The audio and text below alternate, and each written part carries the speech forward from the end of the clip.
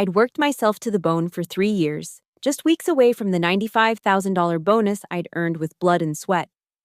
Then the CEO's son, a silver spoon brat who'd never worked a real day in his life, fired me with nothing more than a cold nod and a smirk.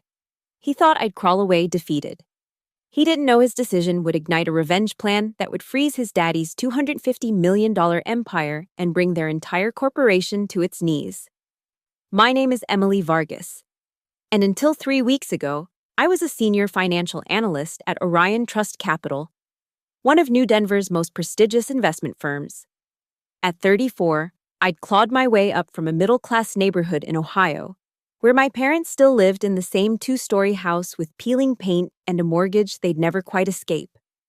Every promotion I'd earned, every late night I'd spent poring over spreadsheets until my eyes burned, it all led to one goal: that $95,000 performance bonus that would finally let me breathe. New Denver wasn't like the old Denver. This was a city reborn in glass and steel, where cryptocurrency millionaires rubbed shoulders with oil executives, and a single-bedroom apartment cost more than my parents' house. The financial district rose like a monument to American capitalism, and Orion Trust Capital occupied the top 15 floors of the Apex Tower. Its logo, a constellation of gold stars visible from miles away. I remember my first day at Orion 3 years ago, walking through those marble lobbies in my only designer suit, bought on credit I couldn't afford. The receptionist had looked through me like I was transparent, another hopeful Midwest transplant trying to make it in the big leagues. But I'd proven myself quarter after quarter, building models that saved the firm millions, identifying market trends before our competitors even knew to look. The bonus wasn't just money, it was validation. Orion had this tradition, almost sacred in its observance: hit your 3-year targets, and you'd receive a performance bonus equal to your annual salary. For someone like me, making $95,000 a year, it meant doubling my worth overnight. It meant paying off my student loans, helping my parents with their mortgage, maybe even putting a down payment on a place of my own. I'd tracked every metric obsessively. Client retention exceeded by 12%. Portfolio performance, top quartile for 36 consecutive months. Even my compliance record was spotless. Not a single violation in 3 years. My direct supervisor, Harold Morrison, had practically guaranteed it. "Emily," he'd said just 2 months ago, "you're the kind of analyst this firm was built on. That bonus, it's as good as yours." The irony was that I actually loved the work. While my colleagues complained about the 60-hour weeks and the endless pressure, I thrived on it. There was something beautiful about the way numbers told stories, how market movements revealed human psychology in its rawest form: fear and greed, hope and despair. It all showed up in the data if you knew how to read it. My desk on the 42nd floor faced west, offering a view of the mountains that reminded me why I'd moved here. Every evening, as the sun painted the peaks gold and purple, I'd allow myself 5 minutes to just watch and dream. Soon, I'd told myself, soon I'd have that bonus, that security, that proof that a girl from suburban Ohio could make it in this gleaming, ruthless city. I'd even started a countdown on my phone: 23 days until the end of the fiscal quarter, 23 days until the bonus committee met, 23 days until everything I'd worked for became real. But in corporate America, I learned, 23 days might as well be 23 years when the wrong person decides you're a problem. The morning it happened started like any other. I'd arrived at 6:30 a.m., beating the sunrise and most of my colleagues. The 42nd floor was silent except for the hum of servers and the distant whir of the HVAC system. I was deep in a derivatives analysis when Margaret from HR appeared at my desk, her face carefully neutral. "Emily, Mr. Cross would like to see you in conference room A." My stomach dropped. Ethan Cross, the CEO's 31-year-old son who'd been parachuted into a senior vice president role 6 months ago, fresh from a failed startup that his father's money couldn't save. He'd spent those months prowling the floors like he owned them. Which, technically, I suppose he would someday. Conference room A was the one they used for terminations. Everyone knew it. Ethan was already there when I walked in, lounging in the executive chair like it was a throne. His Hermes tie probably cost more than my monthly rent, and his Yale class ring caught the morning light as he drummed his fingers on the mahogany table. He didn't invite me to sit. "Emily," he said, not looking up from his phone. "We're restructuring the analytics division. Your position has been eliminated, effective immediately." The words hit me like ice water. "I'm sorry, what?" "My performance reviews have been exceptional. I'm about to hit my 3-year. The decision's been made." He finally looked at me, and I saw something in his eyes that made my skin crawl. Satisfaction? Pure, undisguised satisfaction. "Security will escort you to clear your desk. You have 15 minutes. This is about the Patterson account, isn't it?" The words tumbled out before I could stop them. 2 weeks ago, I'd corrected Ethan in front of the board when he'd grossly misrepresented our risk exposure on a major deal. The room had gone silent, the board members exchanging glances. I'd been right, of course, the numbers didn't lie, but I'd made him look like the amateur he was. His jaw tightened. "Careful, Emily. Your severance package is contingent on a clean exit, no drama, no wrongful termination claims. Take the 2 weeks' pay and be grateful." 2 weeks? I stood up, my legs shaking. I'm owed a $95,000 bonus. I've hit every metric. Performance bonuses are discretionary and only paid to current employees. His smile was razor sharp. "You should have read your contract more carefully. Oh, and your corporate email has already been deactivated, so don't bother trying to download any files." The humiliation was surgical in its precision. 2 security guards, men I'd chatted with every morning for 3 years, waited outside the conference room. They wouldn't meet my eyes as they walked me to my desk. My colleagues pretended to be absorbed in their screens, but I could feel them watching, grateful it wasn't them. 15 minutes to pack 3 years of my life into a cardboard box. My Ohio State mug. A photo of my parents at my graduation. The stress ball shaped like a bull that Harold had given me after my first successful quarter. My hands moved mechanically while my mind reeled. As the elevator descended, I caught my reflection in the polished steel doors. My carefully straightened hair, the Ann Taylor suit I'd bought on sale, the sensible heels that were starting to wear at the edges. Everything about me screamed, trying too hard. Maybe that had always been my problem. People like Ethan Cross didn't have to try. They were born on third base and spent their lives convinced they'd hit triples. The security guards walked me all the way to the street. One of them, Rodriguez, finally spoke as we reached the sidewalk.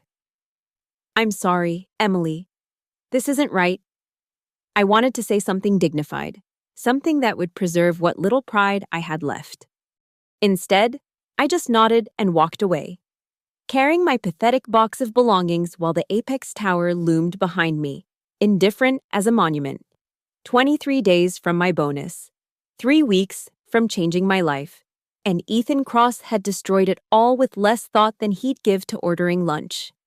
The first week after the firing, I kept waking up at 5:45 a.m., my body still programmed for a life that no longer existed. I'd lie in my studio apartment in Capitol Hill, staring at the water stain on the ceiling that looked like a map of nowhere, and calculate how long my savings would last. 6 weeks, maybe 7 if I stopped buying anything but ramen and eggs. The rejection emails started coming on day 3. "We've decided to go with another candidate. Your qualifications are impressive, but we'll keep your resume on file." Every financial firm in New Denver seemed to know within hours that I'd been terminated from Orion. Ethan's reach was longer than I'd imagined, or maybe it was just the incestuous nature of the industry. Everyone knew everyone, and nobody wanted to hire Orion's discards. By the second week, the bills started piling up on my kitchen counter like accusations. Rent, $100. Student loan, $647. Credit card minimum, $200. Car payment, $385. Each envelope felt heavier than the last. I'd always been so careful with money, so proud of my credit score. And now I was Googling how to defer student loan payments at 3 a.m. My parents called every other day. "How's the job search going, honey?" My mother's voice was carefully cheerful, the way it got when she was worried but didn't want to show it. I lied, of course. Told them I was taking a little break, exploring my options. I couldn't bear to tell them that their daughter, the first college graduate in the family, their pride and joy, was considering a part-time job at Target just to make rent. The worst part was the silence. After 3 years of constant emails, Slack messages, and the ambient noise of a busy office, my apartment felt like a tomb. I started leaving the TV on just for the sound of human voices. CNBC, usually, watching the markets move without me. Like watching a party through a window. On day 16, I broke down and called Harold, my old supervisor. His secretary said he was in meetings all day. He never called back. I tried 2 other colleagues I thought were friends. One sent a text. "So sorry to hear. Hang in there." The other didn't respond at all. It was like I'd been erased, deleted from the Orion system as efficiently as my email account. I started walking the city for hours, partly to kill time, partly because staying in the apartment made me feel like the walls were closing in. I'd find myself standing outside the Apex Tower, looking up at the 42nd floor, imagining Ethan at my old desk, or more likely, not even thinking about the life he'd destroyed. Just another Tuesday for him. One evening, after another rejection, this time from a firm I was overqualified for, I sat on the floor of my apartment with my laptop, scrolling through Orion's social media. There was Ethan, speaking at a conference about innovative leadership in modern finance. The comments were full of praise, brilliant insights, the future of the industry. I wanted to scream. Instead, I opened my banking app. Checking, $3,147. Savings, $8,932. Total net worth at $12,779, minus the $43,000 I still owed in student loans. 3 years of 60-hour weeks, of missed birthdays and canceled dates, of proving myself over and over again. And this was all I had to show for it. I pulled out a legal pad and started writing. Not a resume or cover letter, but something else. A timeline of every project I'd worked on at Orion, every deal I'd helped close, every risk I'd flagged that had saved the firm from disaster. And at the bottom, I wrote a single question. What do they owe me? $95,000 was the easy answer. But as I sat there in my overpriced apartment, watching the sun set over a city that had chewed me up and spit me out, I realized the real answer was something else entirely. They owed me pain. They owed me humiliation. They owed me the feeling of being erased, of being nothing. And maybe, just maybe, there was a way to collect on that debt. The idea came to me at 2 a.m. on a Thursday, 3 weeks after my termination. I was deep in Orion's public filings, torturing myself by calculating how much revenue my work had generated for them. When I noticed something in the footnotes of their latest 10Q, a single line about covenant compliance on their master credit facility, my heart started racing. I knew those covenants intimately. I'd helped structure them 2 years ago when Orion was negotiating a $250 million revolving credit facility with a syndicate of banks. The terms were strict. Any material breach would trigger an automatic suspension of the credit line until a cure period passed. It was standard language, but there was one particular clause I remembered, something about maintaining certain employment certifications and regulatory filings. My fingers flew across the keyboard, pulling up every document I could find. Public records, SEC filings, state regulatory databases. The beauty of financial regulations is that so much has to be disclosed publicly, if you know where to look. At 4 a.m., I found it. Orion had failed to file a routine update with the State Banking Commission about changes in their senior personnel. It was a minor oversight, the kind of thing that usually just triggered a small fine. But according to the covenant language I'd helped write, any regulatory non-compliance, no matter how minor, constituted a technical default if not cured within 30 days. The filing was 32 days late. My hands were shaking as I cross-referenced the dates. Ethan had been so busy playing corporate executioner that he'd missed a critical deadline. His signature was supposed to be on that filing. I remembered because there had been a whole discussion about delegating authority when his father had installed him in the role. But knowing about the breach and being able to use it were two different things. I needed proof, documentation, and most importantly, I needed someone on the inside who could verify what I'd found. The banks wouldn't listen to a disgruntled former employee, but they'd have to listen to their own lawyers. I made a list of everyone at Orion who might help me. The list was depressingly short. Most people were too scared for their own jobs. But there were a few names. People Ethan had also wronged. People who'd been passed over or pushed aside when he arrived. Marcus Hale was at the top of that list. Former senior counsel, now working at a small firm downtown after Ethan had forced him out 6 months ago. Marcus had been at Orion for 15 years, had seen it grow from a boutique shop to a major player. He'd also been the one who'd warned the board about potential compliance issues just before his sudden resignation. I spent 2 days working up the courage to call him. When I finally did, his voice was careful, professional. Emily, I heard about what happened. I'm sorry. Marcus, I need to show you something. Can we meet? The pause was so long I thought he'd hung up. Then, corner of 17th and Larimer, there's a coffee shop called Deadline. Thursday, 7 a.m. Deadline was the kind of place that served burnt coffee in paper cups and didn't ask questions. Marcus was already there when I arrived, sitting in a back booth, wearing a suit that had seen better days. He looked older, grayer than I remembered. I slid my laptop across the table, showing him what I'd found. I watched his eyes widen as he scrolled through the documents. Jesus Christ, he whispered. They missed the filing. Ethan missed the filing, I corrected. And according to the covenant language, the credit facility goes into technical default. Marcus leaned back, running his hand through his hair. Do you understand what this means? If the banks find out, they'll freeze the entire credit line. Orion uses that facility for everything. Payroll, operations, pending deals. Without it, they're paralyzed, I finished. Marcus stared at me for a long moment. You're not just looking to report this, are you? You want to weaponize it. I met his gaze. They took everything from me. My job, my bonus, my reputation. They thought I'd just disappear. But they made one mistake. They taught me exactly how their system works. A ghost of a smile crossed Marcus's face. You know, I still have contacts at 3 of the banks in that syndicate. Senior people who weren't happy about some of Orion's recent practices. Would they listen if this information came from you? They'd have to. It would be their fiduciary duty to investigate. He closed the laptop. But Emily, once this starts, there's no stopping it. This isn't just about Ethan. This could bring down the entire firm. I thought about my colleagues still working there, the ones who'd looked away when I was escorted out. I thought about Harold, who couldn't even return my call. I thought about the security guards who'd walked me to the street like a criminal. Good, I said. Marcus wasn't our only ally.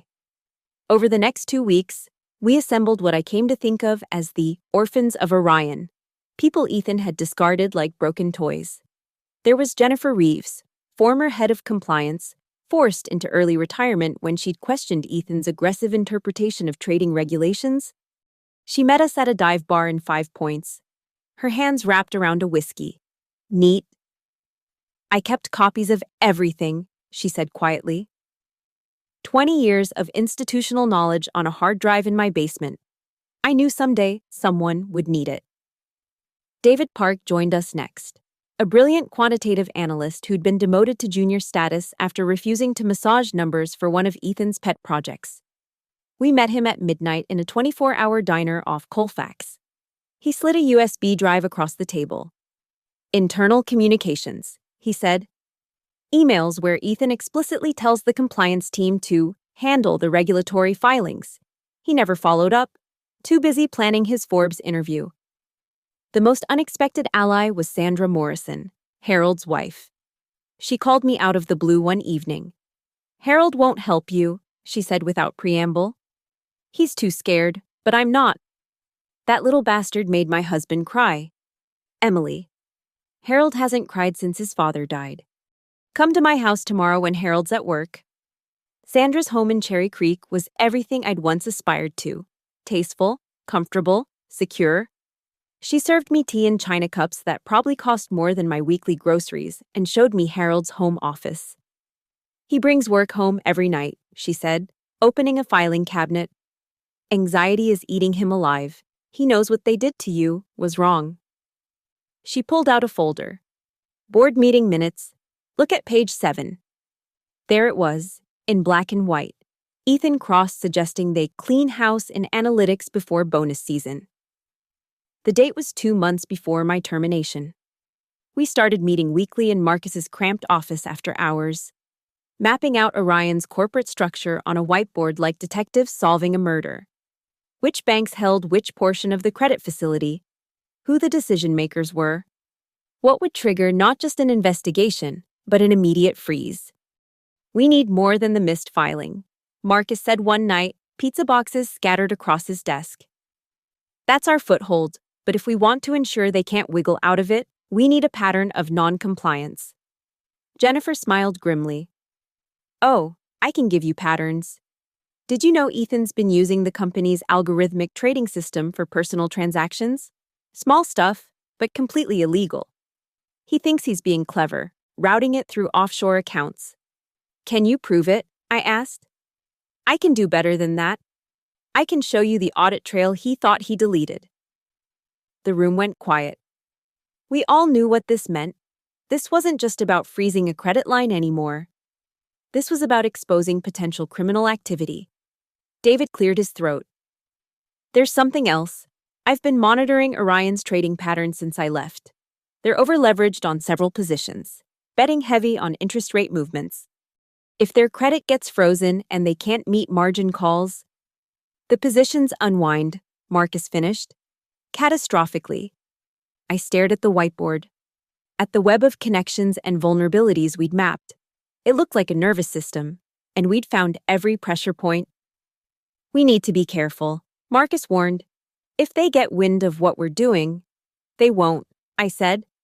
Ethan's too arrogant to think the people he stepped on could ever threaten him. That's his weakness. He doesn't even see us as real threats. Sandra spoke up from where she'd been quietly reviewing documents. There's a board meeting next Thursday. Quarterly review. All the senior executives will be there, including the banking relationships team. If the banks were to receive certain information that morning, they'd have to act immediately, Marcus said, publicly. No chance for Orion to quietly fix things behind closed doors. I looked around the room at these people, all of us damaged, discarded, dismissed. We'd been scattered. But Ethan's cruelty had brought us together. He'd created his own worst nightmare, a team of people who knew exactly how Orion worked and had nothing left to lose. 1 week, I said. We finish gathering everything we need, then we pull the trigger. Jennifer raised her coffee mug. To the orphans of Orion. We all raised our drinks, coffee, tea, warm beer from Marcus's mini fridge. It wasn't champagne, but it tasted like possibility. To justice, Sandra added. To revenge, I said, and no one corrected me. The first shot came on a Tuesday morning. I watched from a coffee shop across from the Apex Tower as David's carefully crafted leak hit the Bloomberg terminal. Sources: Orion Trust. Capital facing questions over compliance protocols. It was vague enough to avoid lawsuits, but specific enough to make traders nervous. Orion's stock dipped 3% in the first hour. By lunch, Jennifer had made her move. 3 financial journalists received anonymous packages containing evidence of suspicious trading patterns. Nothing conclusive, just enough to suggest something was wrong. The headlines started appearing by 2 p.m. Orion Trust under scrutiny as former employees raise concerns. I sat in my apartment, watching Ethan's emergency press conference on my laptop. He stood at the podium in his $1,000 suit, that Yale ring glinting under the lights, dismissing everything as baseless rumors from disgruntled former employees. His jaw was tight, though, that telltale muscle twitching near his ear, the same tell he'd had when I'd corrected him about the Patterson account. He's scared, Marcus texted me. Good. But scared made him dangerous. The next day, I noticed a black sedan parked outside my building. When I went for coffee, it followed. When I doubled back, so did it. They weren't even trying to be subtle. This was intimidation, pure and simple. Sandra called that evening. Harold says Ethan's hired a private investigation firm. They're looking into all former employees from the last year. Be careful. Let them look, I said, though my hands were trembling. Everything we've done is legal. We're just concerned citizens sharing publicly available information. Legal doesn't mean safe, Emily. She was right. The next morning, my landlord called. I've received some concerning information about you, he said. I think it's best if you find alternative housing at the end of the month. Then my car loan company called. Then my gym. Someone was systematically trying to dismantle my life, piece by piece. But they'd already taken everything that mattered. These were just aftershocks. Marcus found me that night at Deadline, our coffee shop. I must have looked rough because he immediately ordered me food. They're trying to break you, he said. They already did that. This is just cleanup. He studied me for a moment. You know what the difference is between us and them? They have money and power. They have something to lose. He pulled out his phone, showing me an encrypted message from one of his banking contacts. They're interested, very interested, but they need the smoking gun, something that proves Ethan personally signed off on the compliance failure. The signature page, I said suddenly. From the original credit agreement, Ethan had to sign an attestation that he'd maintain all regulatory filings. It's probably in Orion's document management system, which we can't access. No, I said slowly, but someone still inside could. David had maintained contact with a few sympathetic souls still at Orion. One of them, a junior analyst named Kevin who'd watched my termination with horror, agreed to help. Just browsing documents for research, he'd say if anyone asked. Due diligence on the credit facility. The document came through at 11 p.m. on Thursday night. There it was, Ethan's signature on a legal attestation that he would personally ensure all regulatory requirements were met. Dated 6 months ago, 3 months before he missed the filing deadline. This is it, Marcus breathed.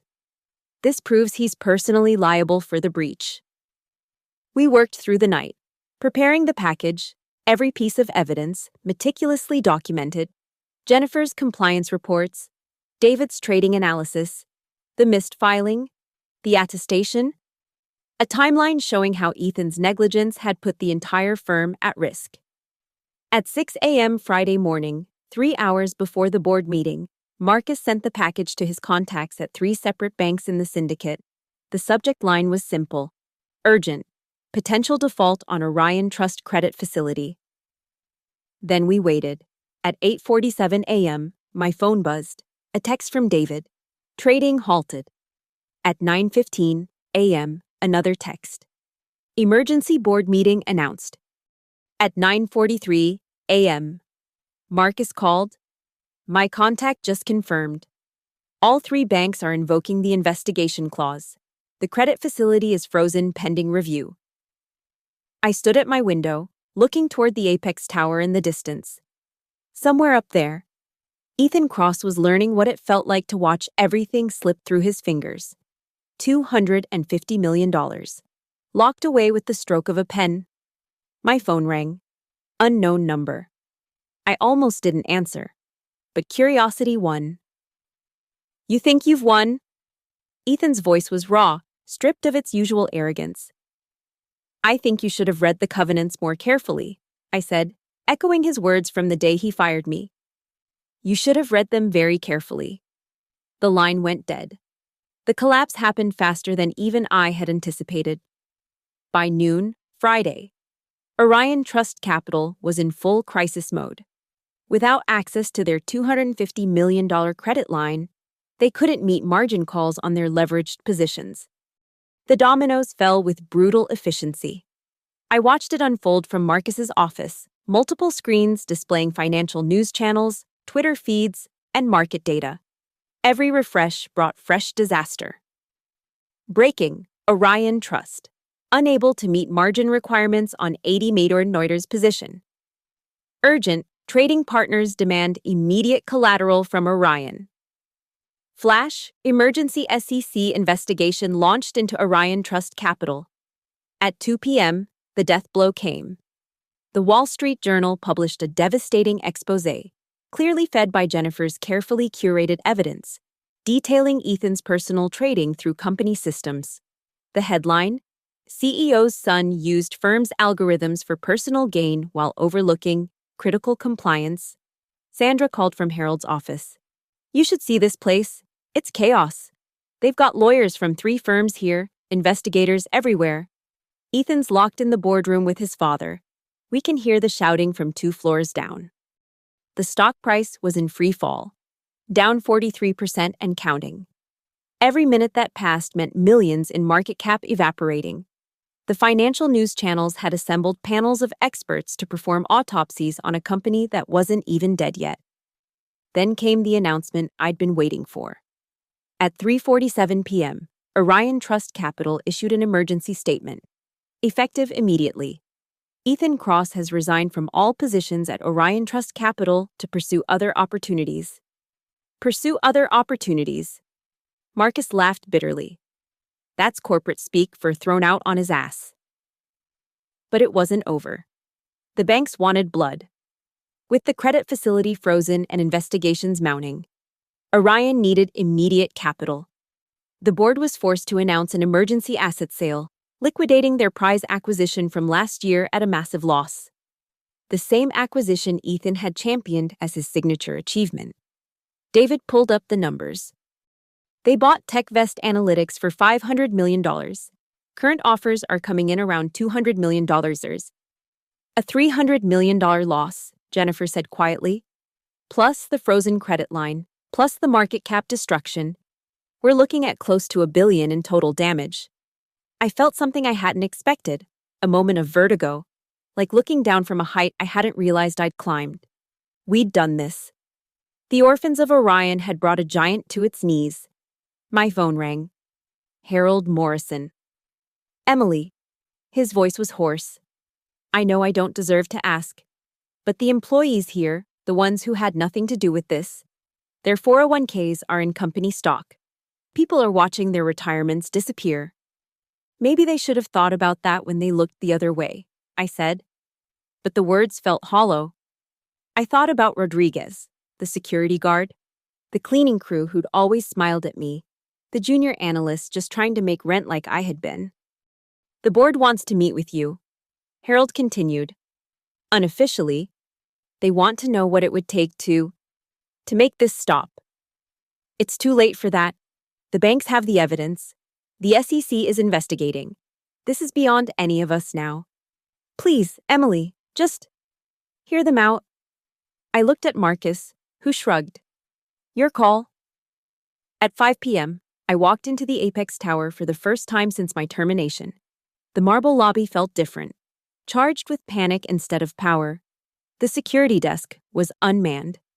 The executive elevator ride to the 55th floor, the boardroom level, felt like ascending to a tribunal. The board was all there, 9 faces etched with exhaustion and fear. At the head of the table sat Richard Cross, Ethan's father, looking like he'd aged a decade in a day. Ms. Vargas, he began, his voice carefully controlled. What you've done. What I've done, I interrupted. I reported legitimate compliance failures and potential fraud. What you did was let your son destroy careers and violate federal regulations while you looked the other way. The credit line, another board member interjected. If the banks could be convinced to unfreeze it, they won't be. Your son signed legal attestations he didn't honor. He exposed the firm to massive liability. The banks would be violating their fiduciary duty if they didn't act. Richard Cross's composure finally cracked. This firm employs 800 people. Are you really willing to destroy all of their livelihoods for revenge? I stood up. Your son destroyed my livelihood for sport. He cost me $95,000 because he could. The difference is, I used the truth. He used privilege. As I walked to the door, Richard called out one last time. "What do you want? There must be something." I turned back. I wanted my bonus. I wanted the job I earned. I wanted to be treated with basic dignity. But your son made sure I couldn't have any of that. So now I want you to know how it feels. The elevator ride down felt like descending from a burning building. By the time I reached the street, news vans were already assembling outside. Tomorrow, Orion Trust Capital would be front-page news for all the wrong reasons. 3 weeks later, I stood on the balcony of a cheap motel in Santa Fe, watching the sun paint the desert gold. I'd left New Denver the day after Orion announced bankruptcy proceedings. The final tally was staggering: $250 million frozen, $300 million loss on the forced asset sale, another $400 million in market value destroyed, nearly $1 billion in damage, all traceable back to one man's arrogance and his failure to file a simple form. The news had stopped calling after the first week. The story had been told, analyzed, dissected. The Orion collapse, they called it. Business schools would probably teach it as a case study in corporate governance failure. Ethan Cross had become a cautionary tale, his name synonymous with nepotism and negligence. Marcus sent me updates occasionally. The SEC had filed criminal charges against Ethan for the personal trading. He was looking at serious jail time. His father had been forced to resign in disgrace, his 40-year legacy reduced to rubble. The other orphans had moved on. Jennifer consulting for a regulatory firm. David starting his own quantitative analysis company. Sandra finally convincing Harold to retire early and move to Florida.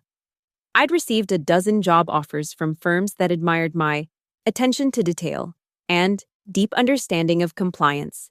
They didn't say it outright, but they wanted the woman who'd brought down Orion. They wanted my ruthlessness. I turned them all down. The money from the various whistleblower provisions would come through eventually. The SEC and other agencies paid bounties for exposing fraud. It wouldn't be $95,000, but it would be enough. Enough to start over somewhere far from glass towers and marble lobbies. My phone buzzed. A news alert. Orion Trust.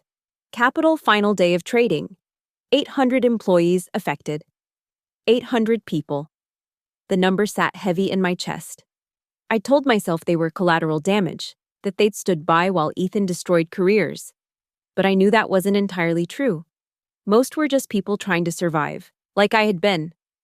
I thought about calling Harold, apologizing maybe. But for what? For refusing to be destroyed quietly? For using the system against itself? For showing them that even the smallest person could bring down giants if they knew where to apply pressure? No. I wouldn't apologize for surviving. A text came through from an unknown number. I almost deleted it, then saw it was from Rodriguez, the security guard. Saw the news. Can't say I blame you. That kid had it coming. Take care of yourself. Emily. I smiled, the first genuine smile in months. Maybe that was enough. Maybe knowing that some people understood, that some people saw justice in what I'd done, was all the validation I needed. The sun had set completely now, leaving the desert in purple shadow. Somewhere in New Denver, the apex tower still stood. But the lights on the top 15 floors were dark. Orion's constellation had been extinguished. I'd lost my $95,000 bonus. But Ethan Cross had lost everything: his position, his reputation, his freedom, and his father's empire. A $250 million lesson in treating people with dignity. Was it worth it? Was destroying so much worth the principle? I walked back into my motel room and closed the door on that life forever. Some questions don't need answers. Some debts can only be paid in pain. He'd taken my $95,000. I'd taken his $250 million. The math was simple. The satisfaction was complicated. But the ledger, finally, was balanced. Thank you so much for listening to this story of corporate revenge and justice served cold. I'd love to know where in the world you're listening from. Drop a comment below and let's connect. If this tale of turning the tables resonated with you, please subscribe to the channel for more stories of underdogs who refuse to stay down. Share your thoughts on Emily's revenge. Was she justified, or did she go too far? Your perspectives make these stories richer for our entire community. Until next time. Remember, sometimes the smallest person in the room knows exactly where the giants are most vulnerable.